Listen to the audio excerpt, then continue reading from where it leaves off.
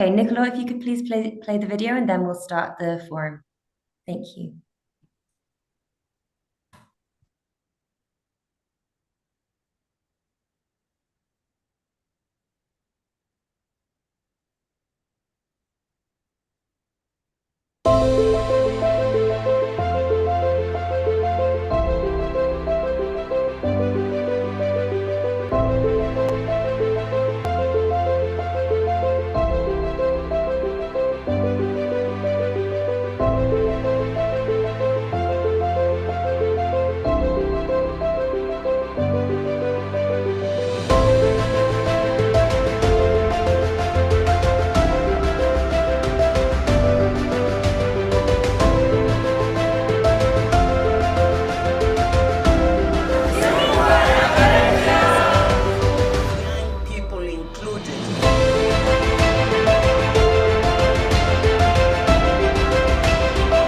We need a sub-goal in the global goal on adaptation that strongly advocates for youth inclusion and youth participation in every decision, as well as in producing the NAPs. We're calling on countries to urgently step up to deliver on doubling adaptation finance. Being there in the decision-making room is one of the challenges. Another issue is the issue of capacity. Coupling those finances with the skills. Many young people have the capacity to innovate, but then the legal capacity, the business management capacity sometimes is not there. Finance obviously follows thereafter education, but entrepreneurship and decent jobs to begin with is key for our youth to drive adaptation, for them to see an incentive.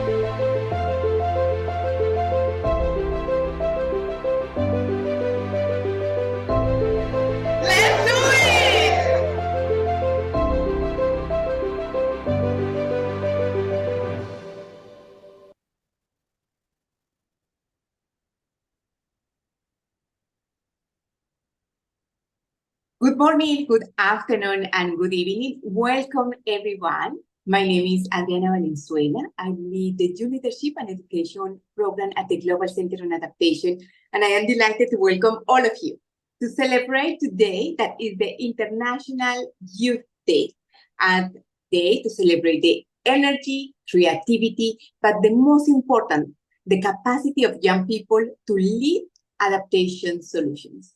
Today, we are in the 6th Youth Adaptation Forum. We started this year in March with the Youth Adaptation Forum regarding young women leadership. And through all of these forums, we have mobilized young people for over 100 countries, and thousands of young people join, exchanging good practices, showcasing different initiatives. But the most important is to amplify these solutions. Today, I also want to welcome everyone and thank you for introducing yourself using the chat. Please share with us your name, your country, your initiative. What are you doing to tackle climate change?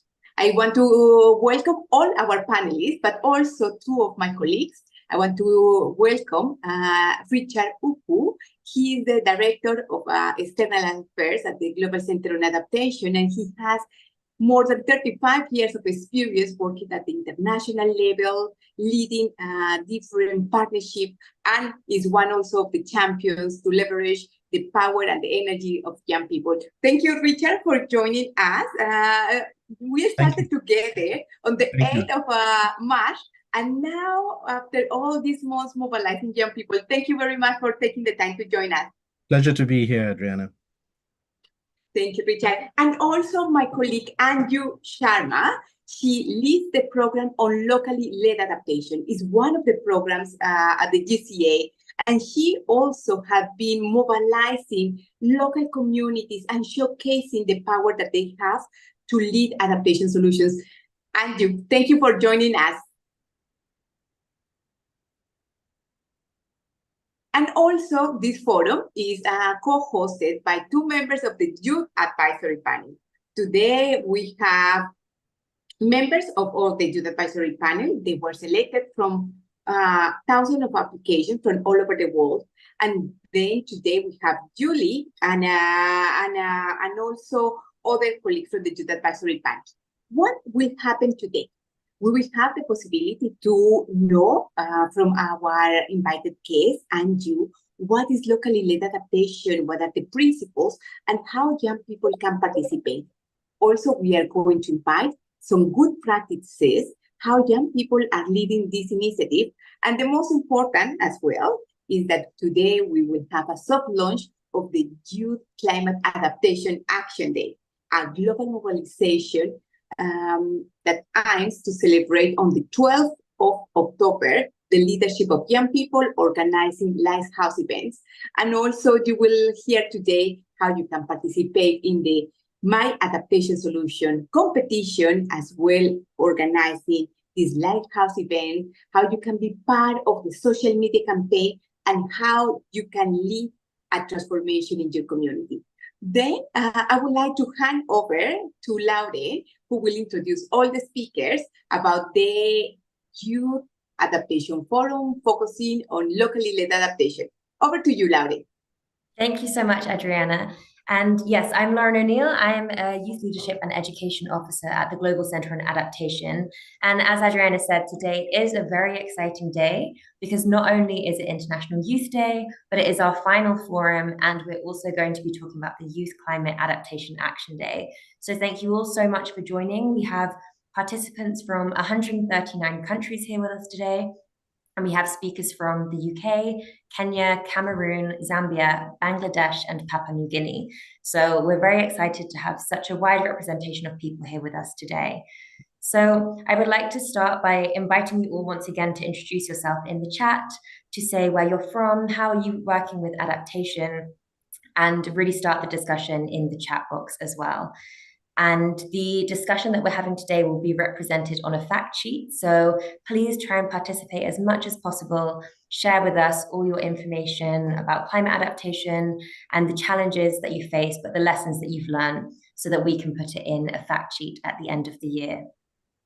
So as Adriana said, so often decision-making relating to climate adaptation is taken on a national or even a global level.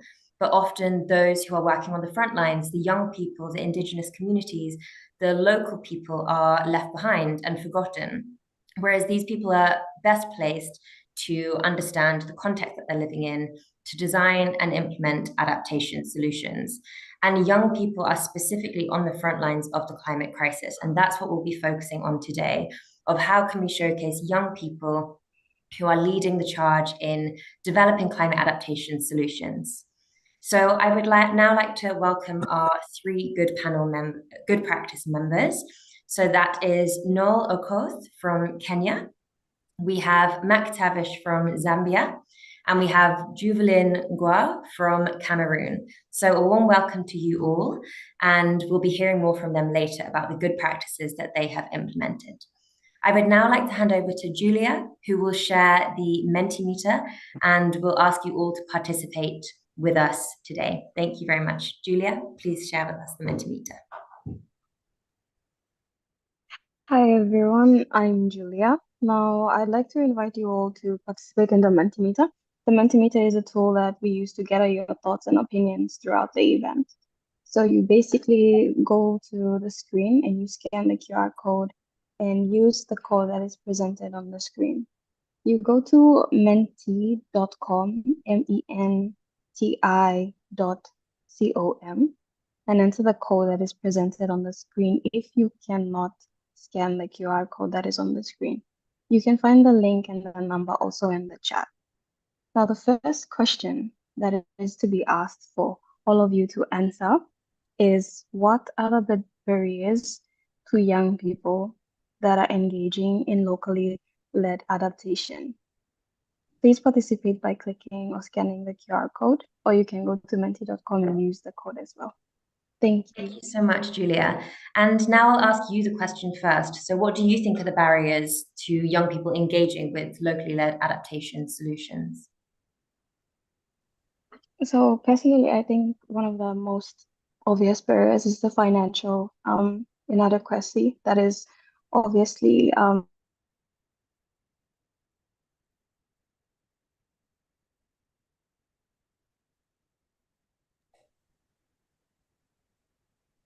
Okay, I think we've lost Julia. So maybe Joy, if I can ask you the same question, what do you think are the barriers for young people? Thank you, Lauren. Thank you so much. I'm very honored to be part of this panel. And I'm Joey Chakma, and I'm from a Chakma Indigenous community, and I'm representing Bangladesh, also GCA, as the CEO's Youth Advisory Panel member. And I think the barriers for the young people engaging with the locally led adaptation is the lack of awareness and knowledge about the locally led adaptation. What is actually the locally led adaptation? And also, I would like to say the limited access to the resources that can be like funding, that can be tools or educational resources.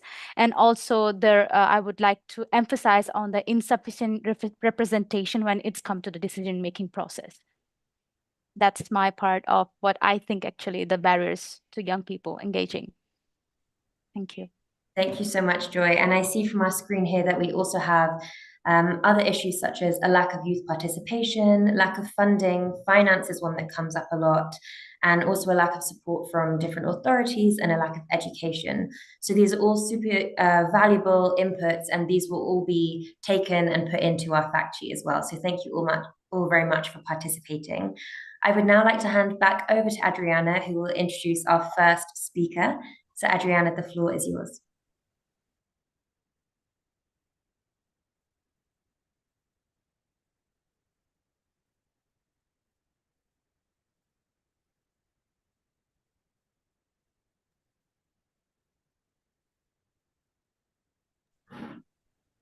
Okay, I think we have also lost Adriana, so I will take it over from here. So now I'm going to introduce Anju Sharma. So she is the global lead on locally led adaptation at the Global Center on Adaptation, and she is our expert today who will share with us a lot more information about locally led adaptation. So Anju, welcome, and thank you so much for being here with us today. So our first question is, what is locally led adaptation? Can you please explain a bit more for those who don't know? Thank you, Lauren, and also thank you for inviting me to this forum. My felicitations to all the young people for International Youth Day. More power to you. Really, the change that you're bringing about that we can see in evidence right now around the world, it's so strong. So more power to you. Now, on locally led adaptation, right? It was in the 70s, 80s, 90s that we started to realize that local actions have international repercussions. So they're causing international problems, whether it's climate change, which was a problem that was recognized actually a long time ago, but it was around the 80s that the world government started to come together to try to address it, whether it was a problem of biodiversity, the ozone layer, desertification, etc. So the first response pretty much was, okay, we need global policy, we need these global conventions. You had the 3 Rio conventions that were agreed, and that, that's going to kind of solve the problem. There was, we need funding, of course, to go down to national level. That was sort of, but over time, what we've come to realize is that that is simply not enough. The success of any international treaty, convention, or in fact, any transboundary problem that we have, whether it's environmental, whether it's development, etc., it has its roots in local action, right? So it needs action at the local level. And this is where we've really struggled on how do we make it effective?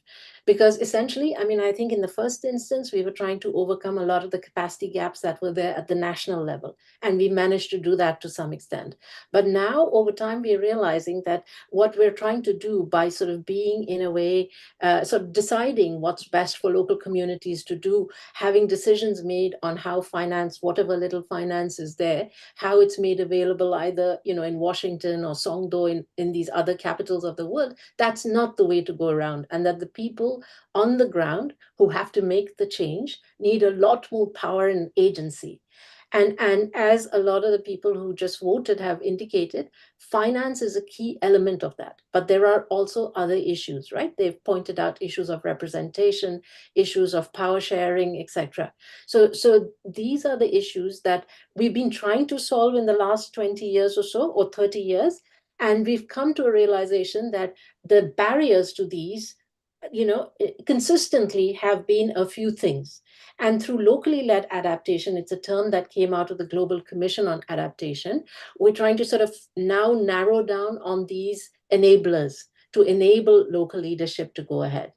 So sort of to put it simply, yes, it is how do you solve a global problem, but at the same time be able to incentivize and encourage, empower, finance local action, right? Because that's what we need at the end of the day to be able to address these global issues. Thank you so much for that, Anju. Thanks, Julia. Julia, please moving on. Go ahead. Sorry? You have another question. Julia is one of our members of the Youth Advisory Panel, and she has another question. Julia, please. Thank you, Adriana. The next question that I would like to ask Anju, if you could please explain to us what are the principles of locally led adaptation? Thank you, Julia. So to answer your question, what I'm going to do is to actually take this opportunity to also introduce your participants to our global hub on locally led adaptation. Can you see my window now? Yes, we can see your screen. Okay, so as I said, right, that we've had a lot of learning in the development context, in the environment context, on what are the barriers we face when trying to enable local action. So when the Global Commission on Adaptation, which was set up by the former UN Secretary General Ban Ki-moon, they came out with their report Adapt Now, which was a report of the Global Commission. This was one of the elements that they identified as critical for adaptation to be effective, locally led adaptation. And what they followed it up with was a set of 8 principles. So if you go to the Global Hub, and I'll share a link to the hub presently, you'll find at the bottom that I hope you find there's a lot of other interesting material there as well for you to go through and sort of explore what LLA actually means in the context of implementation. But they came up with a set of 8 LLA principles. And I'm going to very briefly try to go through each one of them to sort of just give you a sense of what were the issues that they were trying to address. Devolved decision making. This was the fact that a lot of the decisions on how projects and activities are designed at the local level is either up to the providers of finance, which are global, or national governments, right? That by the time it gets to the local level, whatever project design, etc., is already linked to the funding. There's very little flexibility for communities or stakeholders to actually participate in its design. So the devolution of decision-making is a critical one. Address structural inequalities. So essentially, there are invariably members of society that don't have the power or don't have the ability, or they're sort of not enabled by cultural preferences, etc., to participate in processes of decision making. And so those sort of structural inequalities need to be addressed. Patient, predictable, accessible funding. Patient, why? Because adaptation is a new topic. None of us really have there's no silver bullet. We are learning as we are doing. So it's not possible to come up with a solution over a 3-year or a 5-year project. So we need to have sort of the sort of allow communities to learn what these climate impacts are, develop solutions, make mistakes, come back, correct them. But as long as that learning process is there through which they're learning and getting better and better, that's the kind of patient and long-term view that's needed. Predictable, because the current project-based cycles aren't working. If you do a 3-year, 1-year, 2-year, 5-year project, once the funding dries up, the project dries out, right? So there needs to be a way for communities to know what sort of finance can they get in the longer term so they can plan for that longer term. Accessible, many of you have raised it already, that the funding, the rules of the game are so difficult. Institutions like the Green Climate Fund, etc., they have such difficult processes by which to access funding. Even national governments can't. Forget about local communities or particular stakeholders like young people. So it needs to be made a lot more accessible. Invest in local capabilities, right? This came up again in the short video that we saw, that there's a lot of capacity at the local level, particularly capacity and innovation to address the threats that they face, right? They have no choice. They have to do it. It's an issue of survival. So they're constantly innovating to overcome the problems that are being thrown at them by climate change. And they have the capacity to do that. But often they lack other capacities. They may not, for instance, have information on what future climate's going to look like. So if I make a house today, Is it going to last through climate impacts that may come up in the next 2 years, 3 years, 5 years? So that kind of sort of information that they need. It may well be planning, right? Or budgeting, fiduciary management, these kind of capabilities. And we need to learn to do it in a way that we don't replace them, which is what we've done in the past, that you don't know how to plan, so we're going to plan for you, but actually create those capacities in an institutionalized way so that they have access to them, and do it innovatively.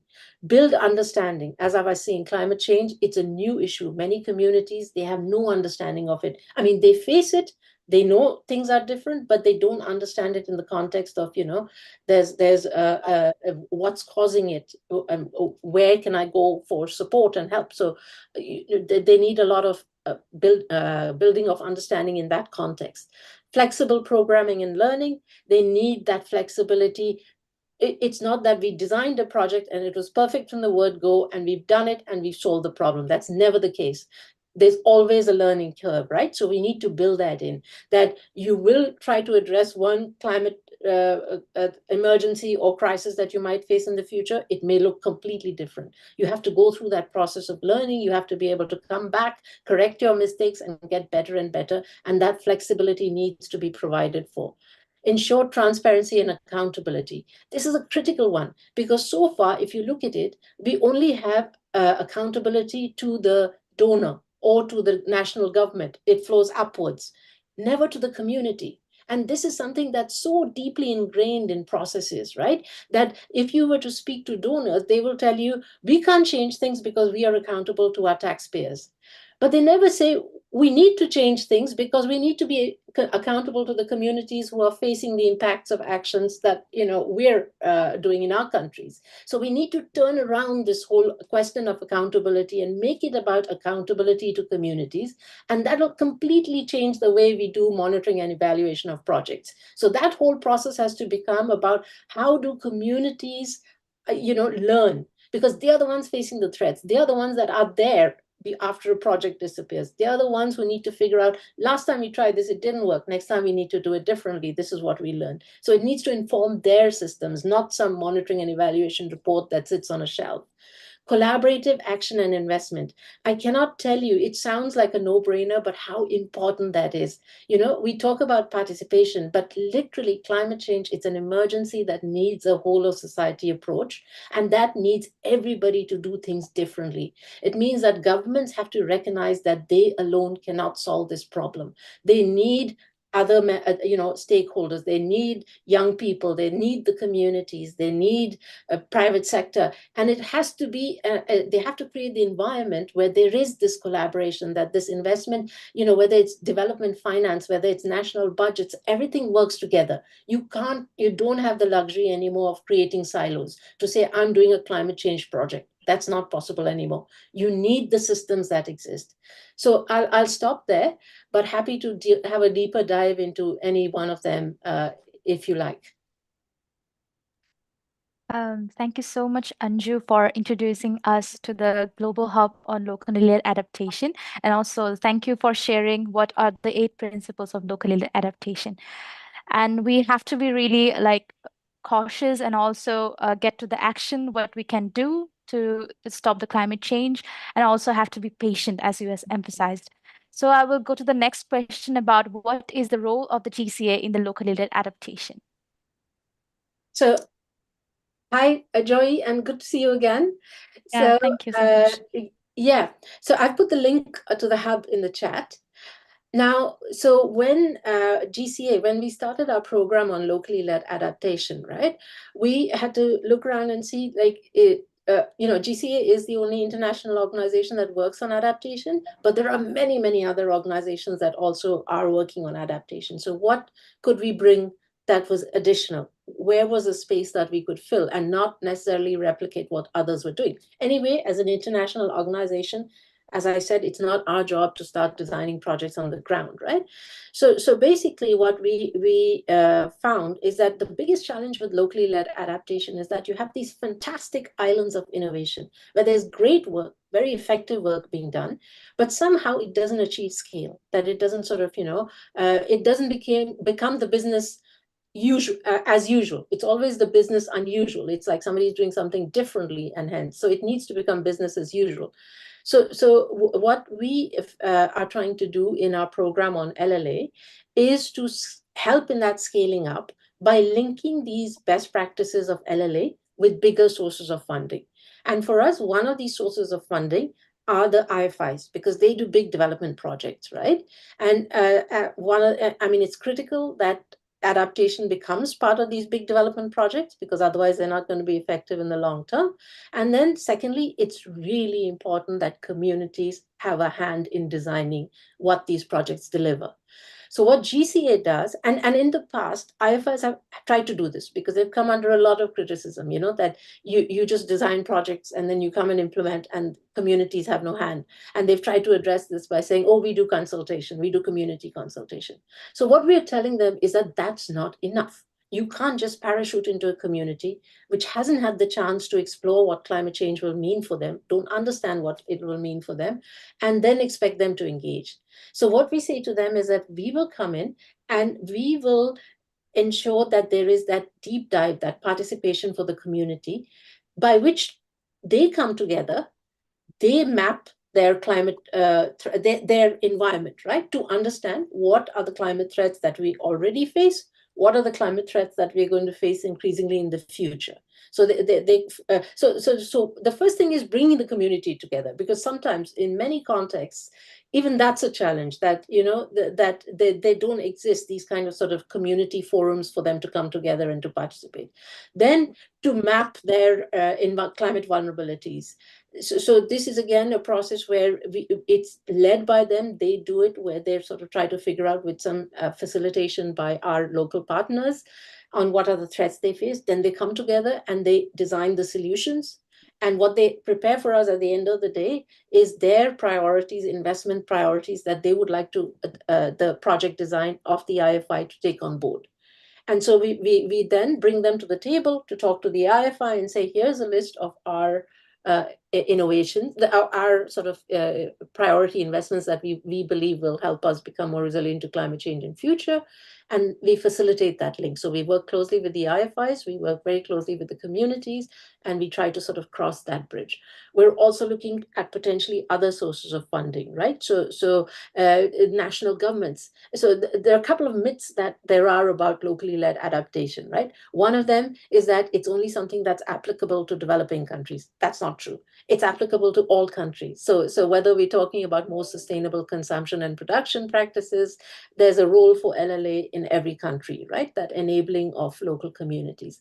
The second myth that you invariably have is that it's a global problem. The global finance never reaches us, and so we're not able to do LLA. That's not true. National governments have a big role to play, right? And the extent to which they enable that, that's really important.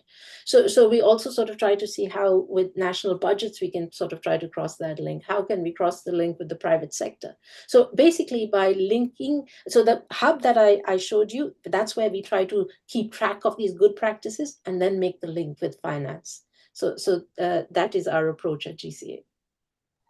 Thank you so much, Andrew, and thank you so much for not only sharing about what locally led adaptation is, but also the role that the Global Centre on Adaptation has and how we're all playing a part in this. So now I think we're going to move on to the young innovators. So we're going to hear from the young people themselves who are actually designing, developing, and also implementing these climate adaptation solutions within their local communities. And I know that, Andrew, you have also worked with some of these young people before, so it's great to see that as well. So Julia, I will hand the floor to you, who will introduce our first young person. Thank you. Thank you, Lauren. So the panel basically are young people who have been working on locally led adaptation solutions within their local communities. And we will hear from the experience of the panel, from the challenges that they face and the adaptations that they learned whilst they were creating their projects on climate change. So firstly, I would like to welcome Noel Okot. Noel is from Mukuru in Kenya, and he will share more about black soldier fly farming for proper solid waste management and income generation for you. Noel, please share with us your story. I think that we are missing Noel, so I think that we'll move straight on to Juvelin. So I'll introduce Juvelin. So she is from Cameroon, and she's actually a Youth Adapt winner. So she won the Youth Adapt Challenge, and she's also the CEO and founder of Legally in Cameroon. So Juvelin, please share with us your good practice and share more about your role in the organization. Thank you. Thank you so much, Lauren, and good morning, good afternoon to everyone here. And I'm very pleased to be here to share my story with everyone here. My name is Juvelin Goum. I grew up in Bamenda, which is one of the most populated slums in Western Cameroon, and I was affected by multi scenarios caused by poor waste disposal. The poor disposal of waste is in drainage channels is one of the major causes of flooding in Douala and in other parts of Cameroon. Poor disposal of waste is clogging drains and causing flooding. It's contaminating water bodies, shortening animal lifespan when consumed, and it's also reducing community resilience when burnt in open fields. Vulnerable communities outside control of municipal authorities often see waste clogging drainage channels and leading to flooding. Women and children are mostly impacted because of their socioeconomic status that leaves them confined at home. So Bleakly is solving this multi-hazard crisis with three innovative solutions. Next slide, Lauren.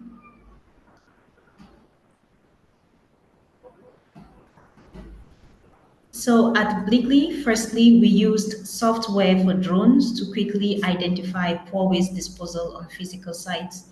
The software guides drones along trajectories that finds poorly disposed waste from the collected images and output reports. And then we work with waste collectors and young environmental groups to collect this waste and properly dispose or recycle. Secondly, our digital platform provides on-demand waste collection and recycling services to individuals, especially marginalized communities, and provides them incentives in exchange for their waste. And moreover, we provide a socioeconomic empowerment of vulnerable communities with the aim to change behaviors and also inspire, intrinsic desire towards environmental stewardship. This is done by online and on-site training to these communities on how to recycle waste into valuable products which they can use or sell. And next slide, Lauren. So far, the challenges that we have faced are heavy rainfalls, which causes transportation of waste trucks difficult for us in Douala, Cameroon. And to overcome this, we make sure that we provide as much information as possible to clients and users when there is an obstruction, so that everyone becomes aware, And we also have the issue of changing behaviors of communities, because education is very, very vital for the solution to have a greater impact. And for the lessons learned, community engagement and education of communities is what is going to be very vital for the success of our projects. And recommendations for younger people is that younger people should use more technology and community engagement and education to make sure that their solutions are very well implemented, not just locally, but in a national levels. And also, you can start small as the young person. And advice is you can start small, be persistent, and collaborate with others to make sure that your solution has an impact. Thank you so much for the opportunity to share my story once more. Thank you so much, Juvenile, for sharing your experiences and also good practices from Cameroon. And now I would like to go to Mekavish, who is a Know Your City leader from Zambia. And he is one of the founding members of the youth wing of Zambia's Homeless and Poor People's Federation. And he is also a filmmaker and is very active in the climate space. Please share with us about your work. Mekavish, Hi, floor everybody. is yours. Hope I'm audible enough, and I'm really excited to join everyone today. So, my name is Mark from Zambia, And in Zambia, we face quite a number of challenges, such as jobs. So during rainy season, a number of communities are flooded. As you can see in the pictures, the market and a number of people's livelihoods are affected. So it becomes a bit complicated for people to just go by their daily normal life, looking at this challenge that we face in the community. Yeah. So we can go to the next slide.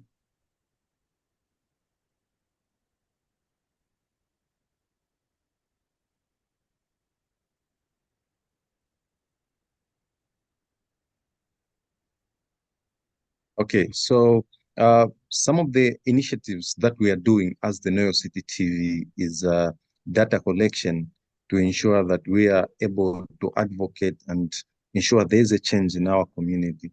So as the Neo City TV, majority of our members come from these informal settlements where people are affected. So we do a lot of qualitative and quantitative data collection. It becomes easier for advocacy because you have evidence of what's happening in the community. So most of our work, we usually put the most affected, marginalized people in the community in the forefront because we believe in the grassroots initiatives being put on the forefront to address issues because these are people who are affected by these challenges. So the other initiatives that we are doing is called climate stewardship clubs in schools. So it becomes easier for young people to be ambassadors in their community with a phase that's called Catch Them Young. So if young people just at their young age, they are able to engage in climate conversations and they can participate in different ideas, it becomes easy for them as they grow up to share the information. And looking at these communities that they come from, it becomes easy for us to reach quite a number of people through these climate stewardship clubs that we have, which have proved to be effective. And then the just is organization of people.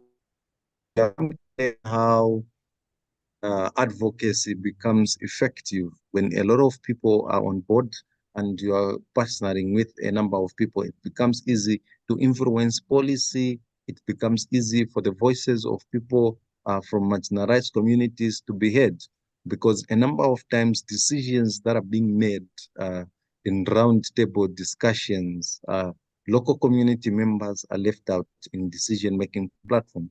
So as the Neo City TV, through the initiatives that we are doing, we are able to reach civic leaders and different stakeholders so that adaptation initiatives which the community have are also considered, and the policies which are coming about, like the climate adaptation policy, most of the initiatives that the community have are also considered and also put in the policy, because people who come up with these policies, most of the time, they don't face the direct impact as the people who are living in the informal settlements.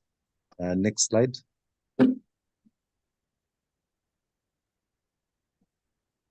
So one of the lessons that we have learned working in the community is that people in the informal settlements in these marginalized communities, they know about climate change. They have adaptation processes which they are and initiatives which they are undertaking, but they interpret it in a different way.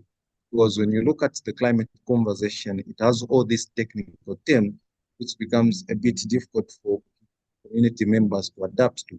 But people in the informal settlement have a way in which they interpret the challenges and have a way in which they are able to just implement their initiatives. So community members have a way in which they work together, they come together to address a certain issue.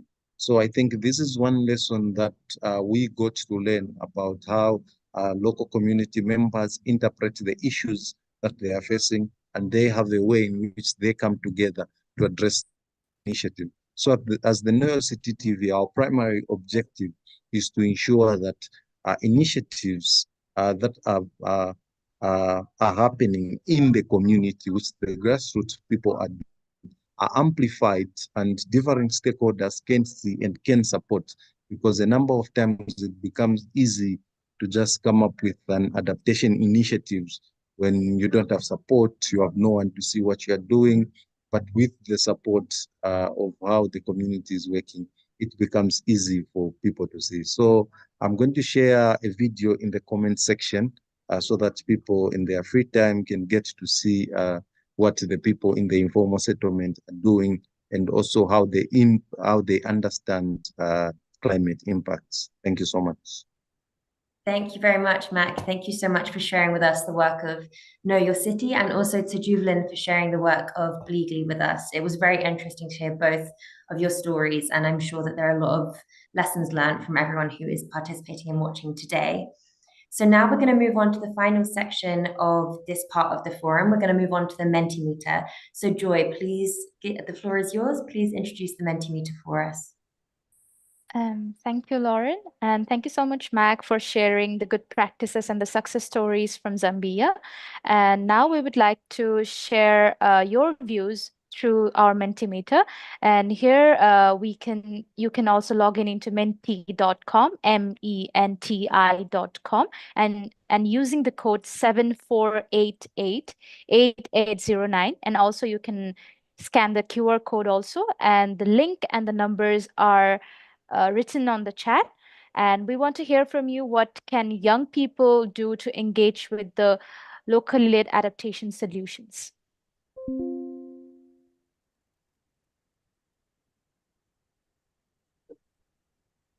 Thank you so much, Joy. And now if I can ask the question to you very briefly, what do you think young people can do to try and be more involved with locally led adaptation?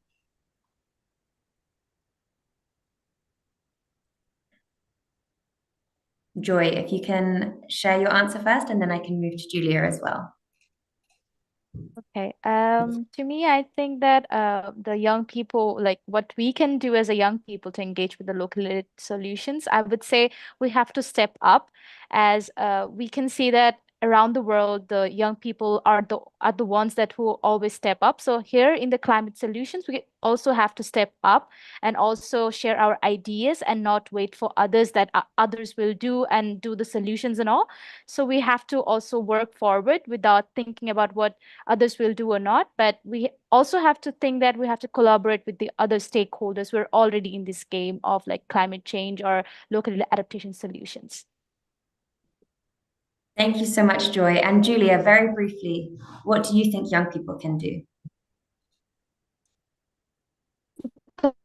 Thanks, Lauren.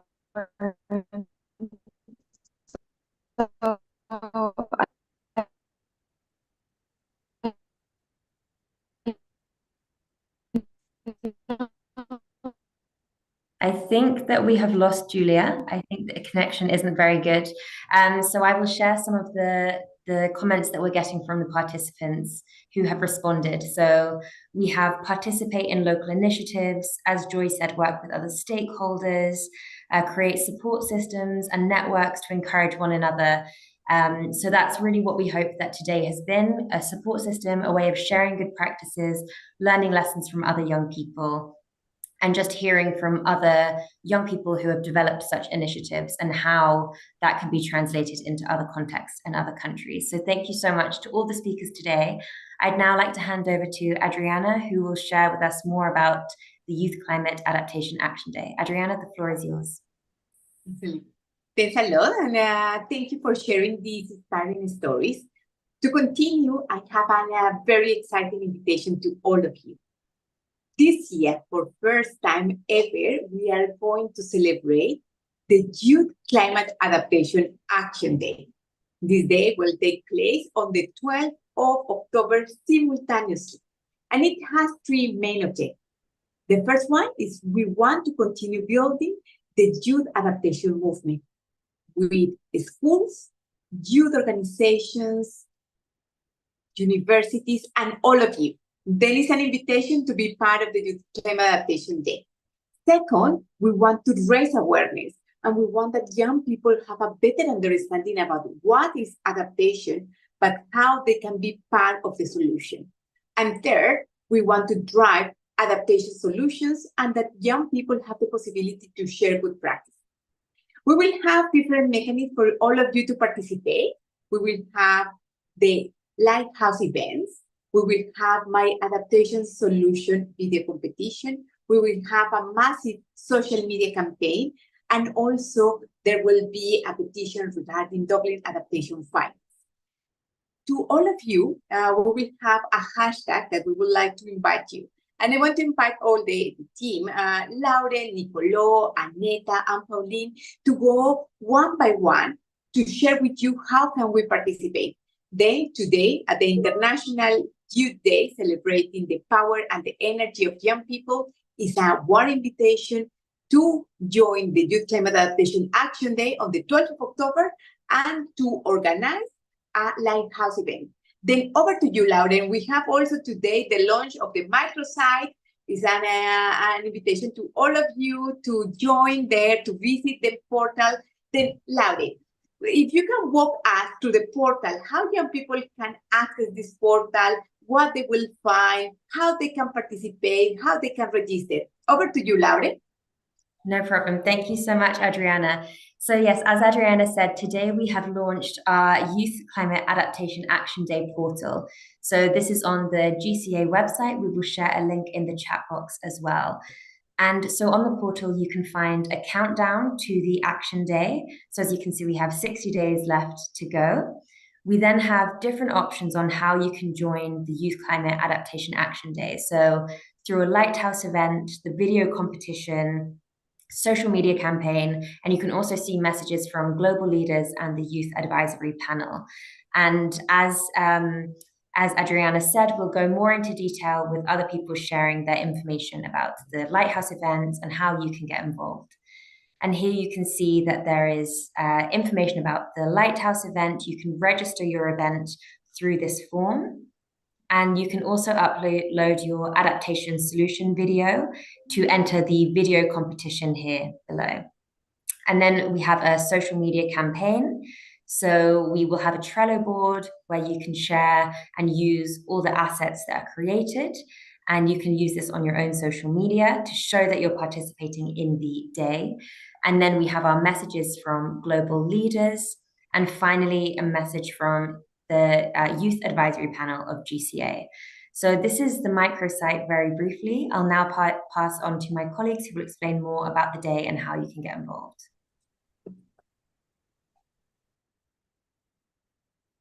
Hi, everybody. Yes, so I want to share a little bit about the Youth Climate Adaptation Lighthouse events, which are very exciting. They are virtual or in-person events to raise awareness on climate change adaptation, to showcase adaptation solutions, to connect young people, and to inspire action on climate change adaptation. So each one of you are all invited and encouraged to organize a Lighthouse event yourself. So GCA will provide a step-by-step guide for how you can organize your own Lighthouse event. And this is coming soon. The guide will be available on the 28th of August. So keep an eye out on the microsite. We'll be updating it with how you can get involved and how you can take a look at the guide to see more information on that. And in the lead up to the 12th of October, GCA is inviting all young people, so anybody 35 and below, from youth organizations, from schools, universities, activists, or other youth stakeholders to plan your event using GCA's step-by-step guide, which is called Light the Way, Guide to Organizing a Youth Climate Adaptation Lighthouse Event on Youth Climate Adaptation Action Day. Then you can also register your event on the day's portal by the 30th of September. You can promote your event on social media before, during, and after using our social media package and using the hashtag Youth for Adaptation Action Day. You host your Lighthouse event on the 12th of October or during the weekend from the 11th to the 13th of October. And then you showcase the impact of your event by taking a nice family photo of your event or a video for 60 seconds and submit these and a brief report on the Youth Day portal by the 16th of October by showcasing the impact of your event. So all of this information you'll find in the guide and on the microsite. So yeah, we're looking forward to seeing all of the Lighthouse events that you create. Thank you, Aneta. My name is Pauline, and I am going to talk to you about our video competition, which is called My Climate Adaptation Solution. So through this competition, we are calling on your creativity and your ingenuity to explain in 60 seconds the climate impacts that you are facing in your country, in your community, as well as your adaptation solution. So in order to participate, you must be between 18 and 35 years old, and you should have developed or assisted in the development of an adaptation solution, and you will present it through the video. The video competition is open from today until the 26th of September, and then there will be a public voting that will take place on YouTube, TikTok, and Instagram. The winners will be announced on the 11th of October, and they will be featured on GCA social media, as well as invited to share their good practices at a Youth Adaptation Forum in 2025.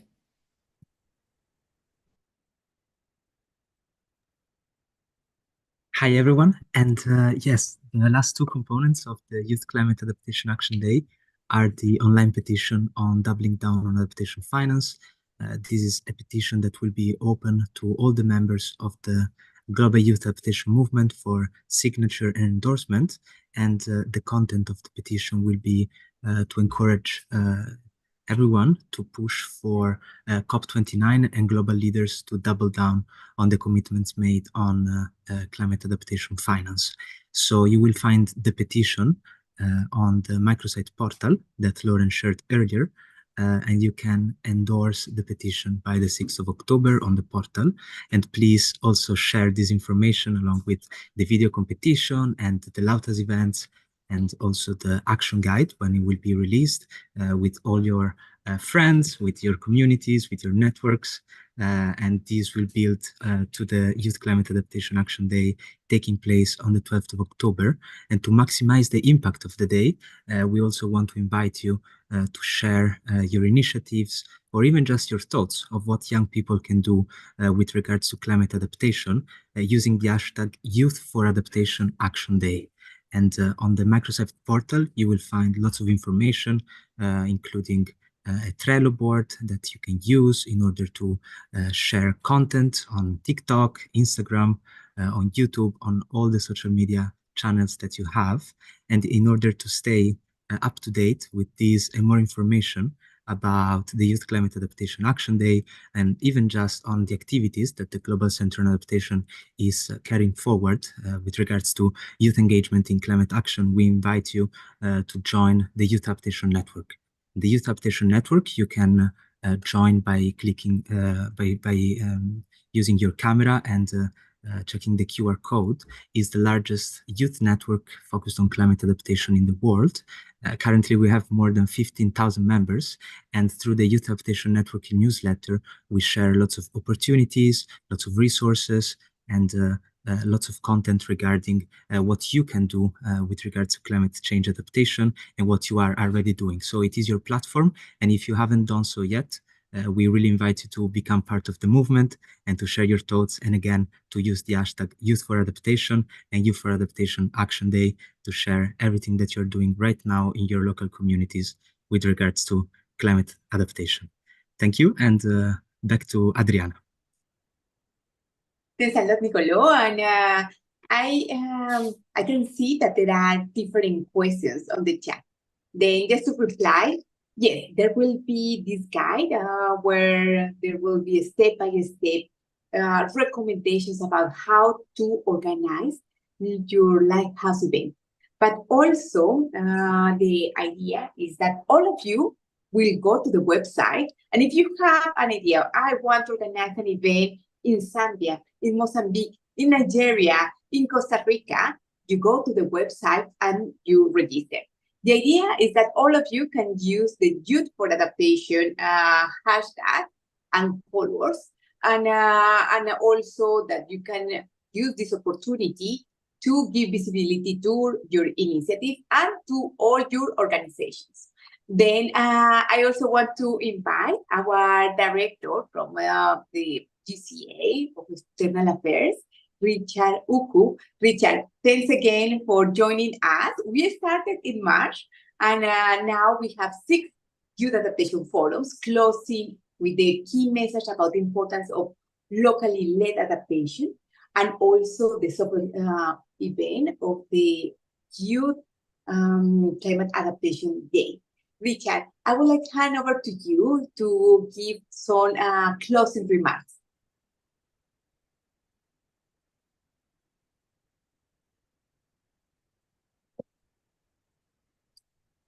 Richard?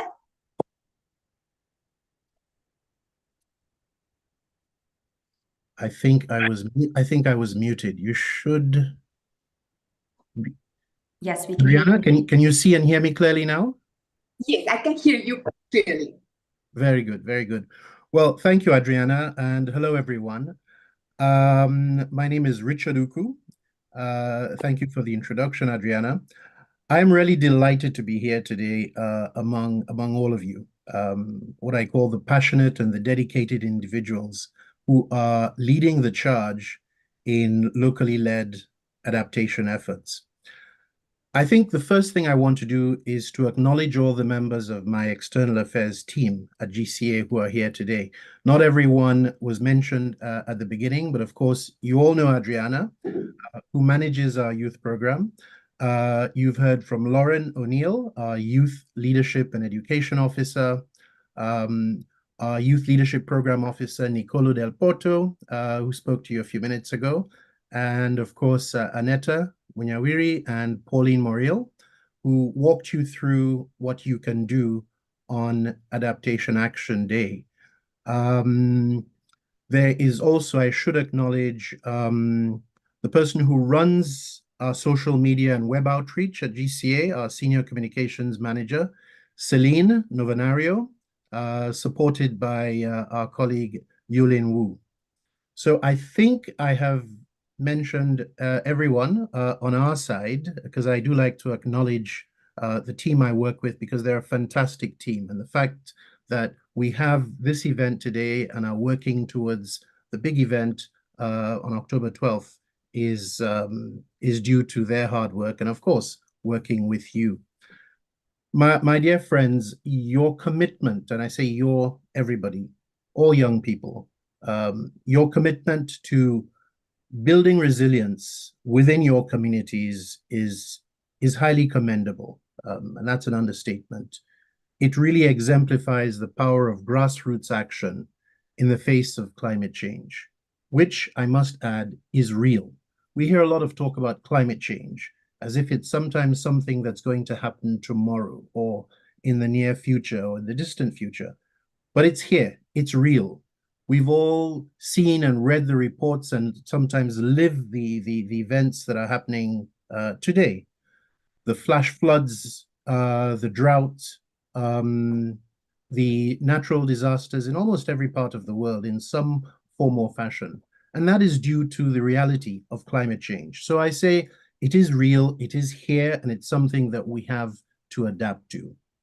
My colleague Andrew Sharma has spoken about the pivotal work that GCA is doing in locally led adaptation, and its importance can't be emphasized enough. You may have seen me nodding while Andrew was speaking. Ordinarily, one would think that locally led climate adaptation should be a given, right? Instinctively, we should know that engaging local communities is natural or should be natural, and that we shouldn't have to do any heavy lifting while working with international finance institutions or others to move the meter towards working closely with local communities. But that is the reality. And as Andrew was talking about international finance institutions and how we work with them, my mind automatically went back to an event I attended back in 2001. And I was working for the World Bank at the time. And there was a civil society forum in Bamako, the capital of Mali, in West Africa. And it was a high my colleagues will tell you I don't like the use of the term high profile or a high level event, but this was as it was described at the time, a high level event with about 5 or 6 heads of state from the region, from West and Central Africa, the head of the World Bank, the head of the International Monetary Fund, and then some. And at one of the intermissions, at one of the breaks, everybody was filing out, and there was a barrier beyond which were standing a number of civil society folks. And one of them, and she was a civil society operative, and I don't remember her name now, but she called out to the president of the World Bank and the managing director of the IMF. And she said to them in very clear terms, and it was in French. And she said to them, and I'll translate. She says, "Mr. Wolfenson, Mr. Curler, look, I just want to say this. You talk a lot about working with local communities. You talk a lot about working with us. But the way we see it is your institutions come in, there is very little interaction with us, very little engagement, very little consultation. But we want you to know that we are here and we have views, we have opinions, we can contribute." So when we talk about locally led adaptation, yes, Andrew is very right. You know, it's imperative that we work with local communities to get their views, to make sure that we are accountable to them, etc., etc. And I won't recast or regurgitate, you know, everything that Andrew spoke to you about, you know, including the 8 principles. But they are very important. If there's one thing I would like to encourage you to do is to go to the microsite, look at those 8 principles, look, you know, in detail at what locally led adaptation is. Because as I said, it's a given. It should be a given. It's imperative that we work with our local communities and we engage them. By prioritizing locally led climate adaptation strategies, you're responding to the unique challenges that your communities face, and you're here today from different parts of the world. At the same time, you're also helping to highlight the importance of community-driven solutions in creating a more resilient future. And that's what adaptation really is. I always say to my colleagues, look, we should realize that adaptation, which we throw around a lot, is more than just a buzzword. Climate adaptation is about working with countries, working with communities to help them become more resilient to climate change. So know that your work invariably inspires others looking to make a positive impact on our environment. And I therefore want to take this opportunity to congratulate all of you for your continued dedication to climate adaptation at the local level. Your actions are making a tangible difference in building a more resilient, a more sustainable and resilient world, one community at a time. Now, I was hoping that you would have been able to hear from our CEO at GCA, Professor Patrick Vercoen. But unfortunately, he isn't able to take part today. But if he had, I know that he would enjoin you to play an active part in our upcoming Youth Adaptation Action Day on October 12th. So I want to add my voice to his and also urge you to participate as actively as you can, as massively as you can in Youth Adaptation Action Day. This day, as Adriana and others have said, presents a valuable opportunity for young people from all around the world to come together to raise awareness about climate adaptation and to highlight the innovative solutions being implemented at the grassroots level. We've created a microsite, as you've heard, and I certainly encourage you to go to the site, go through it. Adriana and her team have made the link available. But all in all, your participation is crucial in amplifying the collective voice of young people and underscoring the urgent need, the very urgent need for climate action. Take this opportunity to share your experiences, network with like-minded individuals, and spark new ideas that can further drive local adaptation efforts. It can be a huge, you can be the tools of a huge domino effect in doing so. So your participation is crucial, and I really hope you will take part in this event on October 12th. Remember that each and every one of you has the power to effect change in your communities and beyond. That's not something trite. You really can make that impact. So by actively engaging in events like this Youth Adaptation Action Day, I like to call it out. When I talk to Adriana, she says the day. I'm sure she's smiling now. But events like the day, by actively engaging, you will advocate for a much more sustainable world and also empower others to join the movement towards climate resilience. So in conclusion, I'm fully confident that the enthusiasm, the creativity, and the determination that I've heard from you just in these few minutes today reflect the enthusiasm and the creativity of youths worldwide. So this I see as a little microcosm. It'll play a pivotal role in shaping the future of climate adaptation. And I like your energy, I like the passion I've heard, but these are driving forces behind positive change. And I encourage you to continue pushing boundaries, challenging norms, and championing locally led solutions to climate adaptation, to climate challenges.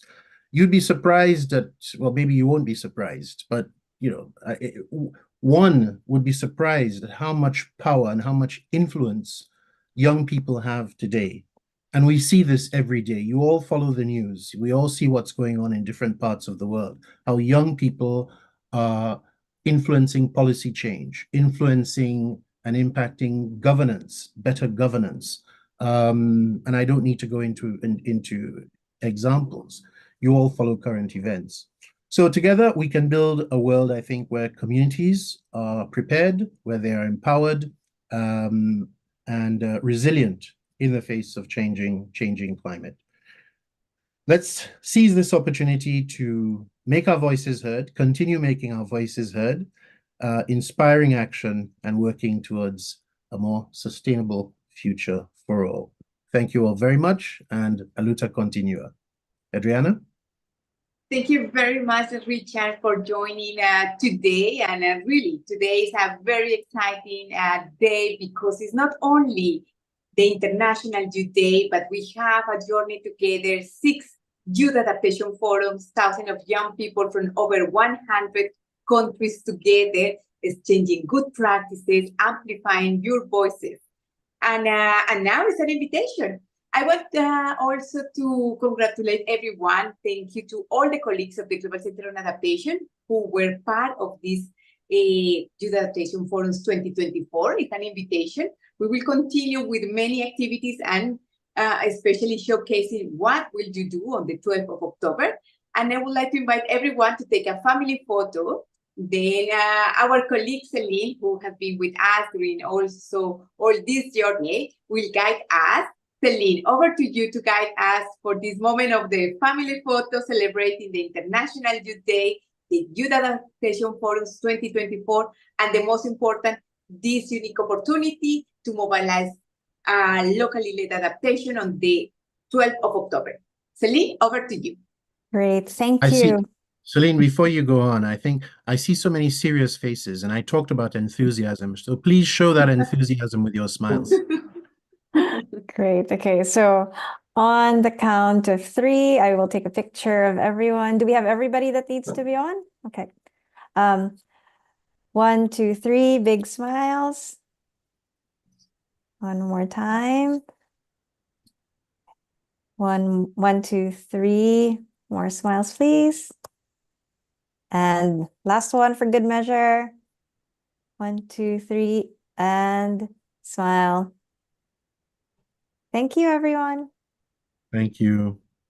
Thank you, everyone. And the event is closed. I'm looking forward to your participation on the 12th of October to celebrate the Youth Climate Adaptation Action Day. Thank you, everyone. Thank you. Bye. Bye. Bye. Thank you. Bye.